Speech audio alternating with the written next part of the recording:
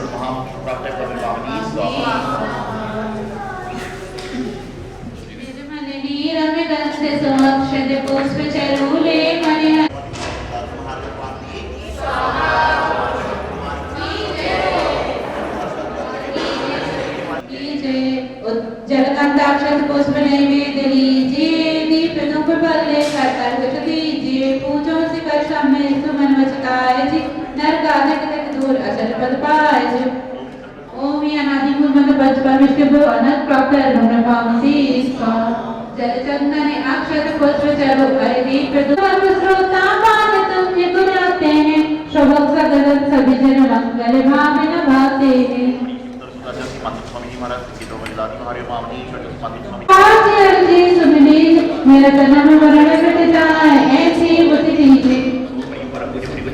Fagani Maharaj, Prabhupada Sman Samrat, Simabhikiti Maharaj, Prabhupada Jasipul Fagani Maharaj, Inki Dromil Ladino Hariya Bamri, Saha Ajasya.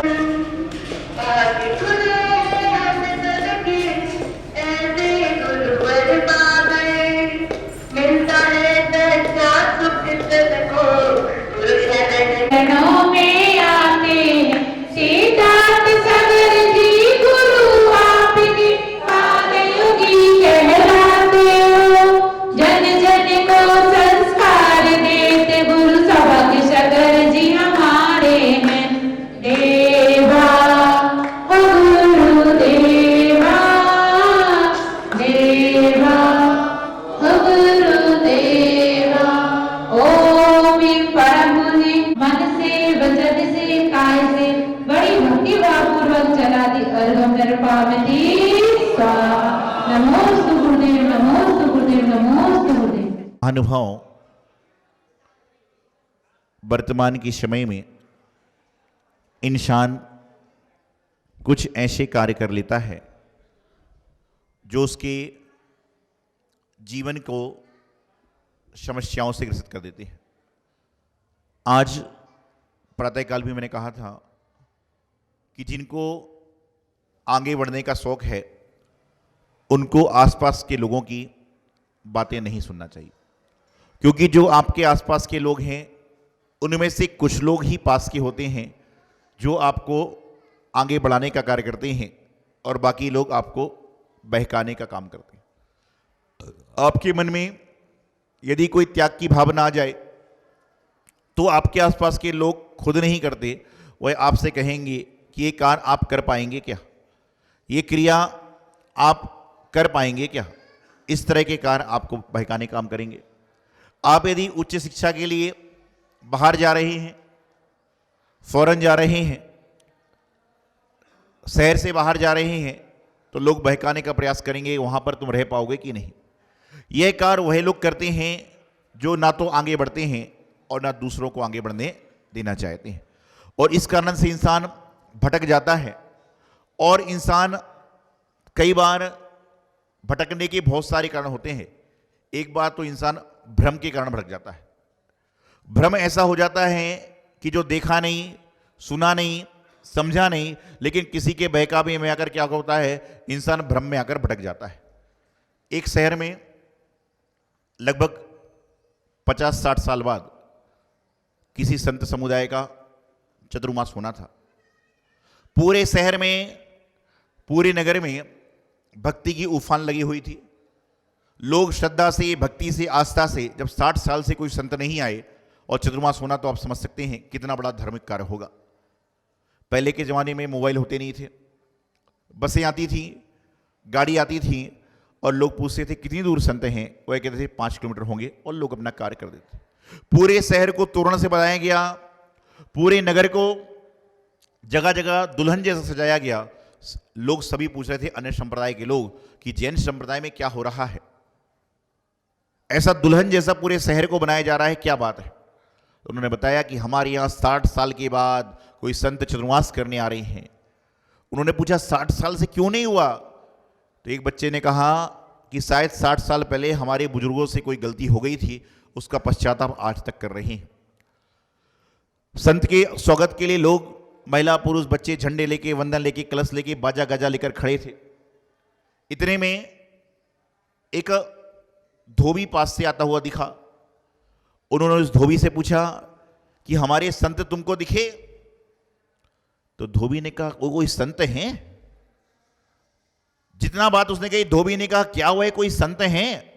तो लोग बोले क्या हुआ? अरे बोले तुम्हारे वो कोई संत हैं? वो तो जो सामने नदी थी पीछे, उसमें पानी पी रहे थे। क्या कहा उसने? धोबी ने कहा कि वह तुम्हारे संत हैं जो सामने नदी थी उसमें पानी पी रहे थे। इतनी बातें लोगों ने सुनी, बाजे अंदर, ढोलक मजीरे अंदर, सब चीज अंदर, और लोग सब अपने घरों में पहुंच गए जैसे कोई मातम मच गया हो। लेकिन संत तो अपने वचन के पक्के होते हैं। वह वहां पर पहुंचे, उन्होंने देखा कि उनको देखकर लोग मुंह फेर रहे हैं, उनको देखकर लोग घर के अंदर जा रहे हैं। वह मंदिर पहुंचे। मंदिर पहुंचने के बाद माली भी उनसे ठीक से बात नहीं कर रहा है। तो संत ने कहा क्या बात है? अरे बोले संत जी आप संत हैं क्या हैं, आपको ऐसा कार्य करना चाहिए। तो संत ने कुछ विचार किया, बोले हाँ ये बात तो है, इसका खुलासा मैं सबके सामने करूंगा, सबको बुलाओ। सब आए, सब लोग आए, और आने के बाद जो भ्रम की स्थिति बन गई थी उसको क्लियर करने के लिए संत ने बुलाया सबको। और बुलाने के बाद उन्होंने कहा भाई साहब क्या कहना है। एक बुजुर्ग दादाजी खड़े हुए, बोले 60 साल बाद तो हमारे यहाँ चतुर्मास की स्थिति बनी थी और आपने ऐसा कार्य कर दिया, ऐसी बात तमाम। और ऐसा होता ना कि जब किसी संत के बारे में, किसी महापुरुष के बारे में बोलना हो तो वह इंसान भी बोलता है जिसको खुद को अपना ज्ञान नहीं है, वो दूसरे के बारे में बोलता है। जिसके घर के झगड़े सुलझते नहीं हैं वह दूसरों के घर के झगड़े सुलझाने जाता है। तो संत ने बोला, बोले क्या बात आई है। बोले बात यही आई है कि सामने जो नदी थी उसमें हमने पानी पिया। संत बोले अच्छा।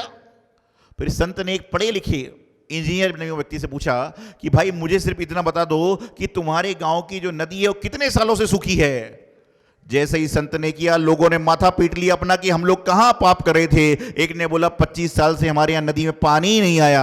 संत बोले महाराज शुद्धि के बाद जाते हैं तो हाथ पैर को धोते हैं, मुंह को धोते हैं। तो धोबी को बुलाया गया, बोले हाँ मैंने तो यही देखा था। सबने कहा जब नदी में पानी ही नहीं है तो पानी कैसे पिएंगे। और उस दिन से संत वहां से चले गए और कहते हैं कि सैकड़ों वर्ष तक उस नगर में कभी कोई संत का आगमन ही नहीं हुआ। तो ये क्या होता है, भ्रम की स्थिति होती है।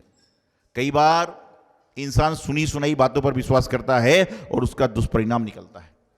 और इस तरह के जो लोग होते हैं वह आपको धर्म से, आपको आगे बढ़ने से बाधा कर देंगे और आपके जीवन में समस्याओं को उत्पन्न करते हैं। अब विचार करिए, जिस नदी में पानी नहीं है 25 साल से, वहां पर जाकर कोई पानी कैसे पी लेगा। समझिए, विचार करिए। बस किसी ने बोला हुआ हुआ, अरे हुआ क्या है पहले समझो तो। एक व्यक्ति भाग रहा था, बोले क्या हुआ, बोले भागो। बस भाग रहा था, भागते भागते मालूम चला, पहले वाले व्यक्ति से पूछा तुम क्यों भाग रहे थे। बोले मैं तो चोर था, पर्स चोरी करके भाग रहा था। और दूसरे वाले उसके पीछे पीछे भाग रहे हैं। बोले क्यों भाग रहे हैं, बस अरे पता तो करिए भागने वाले की जगह जहां है।